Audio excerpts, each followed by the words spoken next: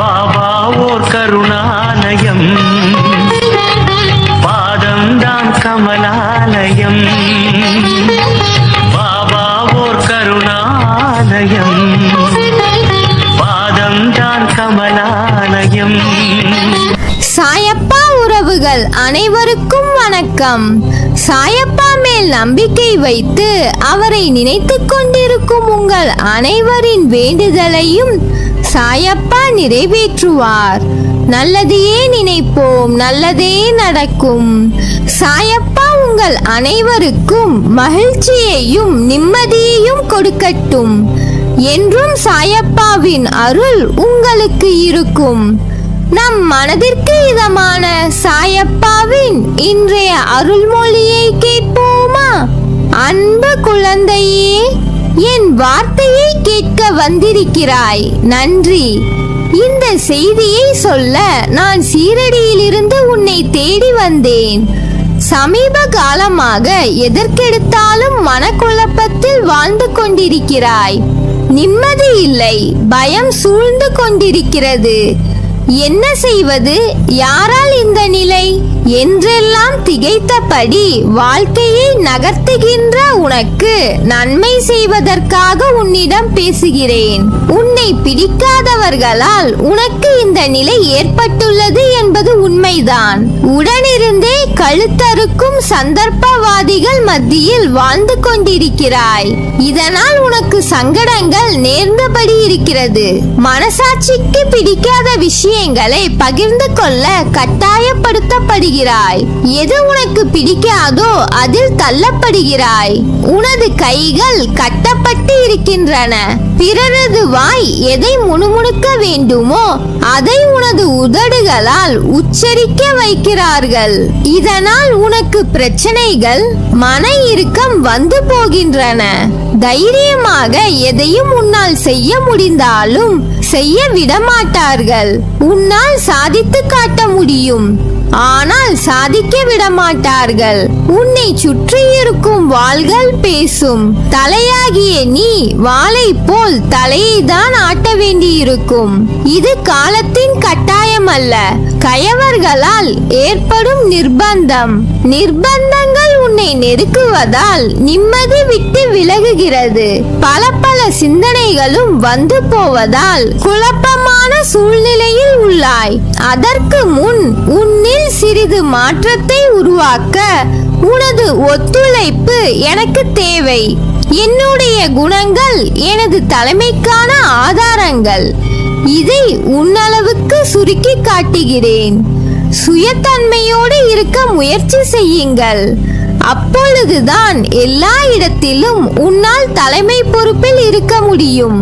வாழ்க்கையில் தலைமை பண்பு என்பது மிகவும் அவசியம். பிரச்சனைகள் என்பவை எப்பொழுதும் தனித்திருப்பவை கிடையாது. அது பாலில் வெண்ணெயை போல பதுங்கியே இருந்து கொண்டிருக்கும். சமயம் வரும்போது நம்மை பாதிக்க முயற்சி செய்யும்.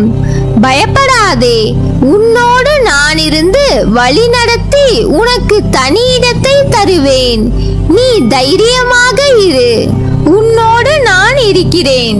உனக்காக யுத்த களத்தில் இறங்கி வேலை செய்ய காத்திருக்கிறேன். எல்லாவற்றிற்கும் மேலாக உன்னோடு நான் இருக்கிறேன். உனது தலைமை வண்டிக்கு நான் தான் சாரதியாக இருக்கிறேன் என்பதை மறந்து விடாதே. தேவைப்படும் போது ஆலோசனைகள் கூறி சரியான வழியில் நடத்துவேன். இவ்வளவு தூரம் சொன்னது உனது வேலைக்காக மட்டுமல்ல, வாழ்க்கைக்காகவும் தான் என்பதை மறந்து விடாதே. கடவுள் பக்தி உள்ளவர்கள் நல்லவர்களாக, இரக்க சுபாவம் உள்ளவர்களாக, மனசாட்சியுடன் நடப்பவர்களாக இருப்பார்கள். அதே நேரம் அதிக கஷ்டங்கள் மற்றும் பிரச்சனைகளில் சிக்கி துன்பப்படுவதையும் பார்க்கலாம். இதற்கு காரணம் என்ன? யோசித்து பார்த்தால் அவர்கள் விரைவில் அலைப்பாய்கின்ற மனதுக்கு சொந்தக்காரராகவும் இருப்பதுதான். அலைப்பாய்கின்ற மனமானது சந்தேகத்தாலும் கவலை மற்றும் பதற்றத்தாலும் பின்னப்பட்டதாக இருக்கும். வாழ்வில் மிகப்பெரிய முட்டுக்கட்டை அவநம்பிக்கை. அது எப்போது ஒருவரின் வாழ்வில் நுழையலாம் என்று எதிர்பார்த்து வாசலில் படுத்து கிடக்கும் மலைப்பாம்பு எச்சரிக்கை இல்லாதவரை விழுங்கிவிடும். கடவுள் நன்மை செய்வார் என்ற நம்பிக்கையின்றி பயத்திலும் பதற்றம், கவலை மற்றும் சுய பரிதாபத்தில் சிக்கிக் கொள்பவர்கள் இந்நிலை தலை தூக்கும் போதெல்லாம் கஷ்டத்தை அனுபவிக்கிறார்கள். சிலர் தங்கள் திறமையின் மீது நம்பிக்கை வைத்து கடவுளின் இயல்பான அன்பை மறந்து விடுகிறார்கள். இது அவநம்பிக்கைக்கு அழைத்து செல்கிறது, நல்ல நிலையையும் தோல்வியாக மாற்றுகிறது. சூழ்நிலைகள் கடினமாக மாறும் போது முயற்சியை கைவிட்டு விடவே தயாராக இருக்கிறோம். பிரச்சனைகளுக்கும் சூழ்நிலைகளுக்கும் அடிபணிகிறோம். இதற்கு காரணம் அவநம்பிக்கை. கடவுள் நம்பிக்கையை தீவிரமாக தொடர்ந்தால் மட்டுமே நமது விருப்பம் நிறைவேறும் என்பதை அறிந்து கொள்ளாததால் இந்த நிலை. அவநம்பிக்கையை அப்புறப்படுத்திவிட்டால் பிறகு அனைத்துமே ஆனந்தம்தான். எனவே சூழ்நிலைகளை எதிர்த்து நில்லுங்கள். நம்பிக்கை என்கின்ற ஆயுதத்தை உருவாக்கிக் கொள்ளுங்கள். பிரச்சனைகளை எதிர்த்து பிரார்த்தனை செய்யுங்கள். அவசரப்பட்டு செய்கின்ற செயல்கள் எதுவும் அதன் இலக்கை போய் சேர்வதில்லை. நடந்ததையே நினைத்துக் கொண்டு இருக்காமல் நடக்கப் போவதை பற்றி யோசியுங்கள். முயற்சி என்பது ஒரு விதை மாதிரி. அதை விதைத்துக் கொண்டே இருக்க வேண்டும்.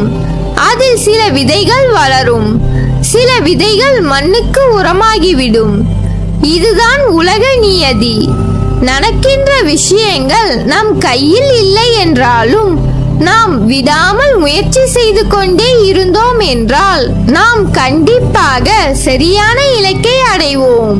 அதை அடைவதற்கு அவர்கள் அவர்களுடைய கடமையை செய்ய வேண்டும். பிரதிபலனை எதிர்பார்க்காமல் செய்யும் கடமை கடவுளை நெருங்குவதற்கான ஒரு வழி. பொறுமையும் நம்பிக்கையும் இருந்தால் நம் வாழ்க்கையில் எல்லா இன்பமும் நம்மை தேடி வரும். பிரச்சனைகளை பார்த்து பயந்து ஓடாதே. அந்த இறைவன் மேல் பாரத்தை போடு. வரும் பிரச்சனைகள் எல்லாம் வந்த வழியே போய்விடும். உனக்கு வருவதாக நினைக்கின்ற நன்மையும் தீமையும் நான் உன்னை சரிப்படுத்துவதால் வருகின்றது என்பதை உணர்ந்து கொள். உன்னை மேம்படுத்தவே இதை மேற்கொண்டு வருகிறேன். உனது உணர்வு பக்தியாக மாறி என்னையே நீ குலதெய்வமாக வழிபடுவாய். எந்த நிலையிலும் அப்பா கைவிட மாட்டார் என்ற நம்பிக்கை உனக்குள் இருக்க வேண்டும். என்ன கஷ்டமானால் என்ன, எல்லாம் அப்பாவையே சேரும் என்று எண்ணிக்கொள். இந்த மானுட தேகத்திற்கு கிடைக்கும் சுகம் புல்லின் மீது பூக்கின்ற பூவை போன்றது. வெயில் வரும்போது காய்ந்து உதிர்ந்து காற்றில் பறந்துவிடும் பூவை போல கஷ்டத்தில் அடிபட்டு நோயில் வாடி உதிர்ந்து போகும் தன்மை கொண்டது. இந்த நிலைமையை நினைத்து என் மீது நம்பிக்கை கொண்டவர்கள் எத்தகைய நிலையாமையிலும் என்னை அடைந்து விடுவார்கள். அவர்களின் எதிர்காலம் என் கையில் இருக்கும். நான் அடைக்கலமாக இருப்பேன்.